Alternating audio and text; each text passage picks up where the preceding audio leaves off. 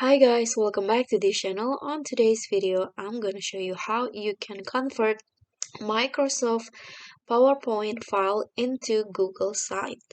So in here, what you need to do first is upload the PowerPoint file into your Google Drive. As you can see here, I've already uploaded mine into my Google Drive, and after that, just double click on the file. Okay,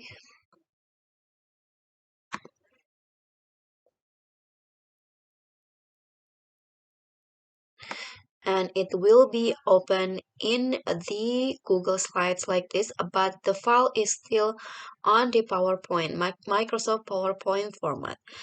And to convert it into Google Site, you just need to go to the file here and click on the Save as Google Slides. After you click on that option, a new page will be open, and this page is the same file, but now it's on the Google Slide format. So here it will be automatically saved in your Google Drive as a Google Slides file. Okay, so that's a tips from me. I hope this will be helpful.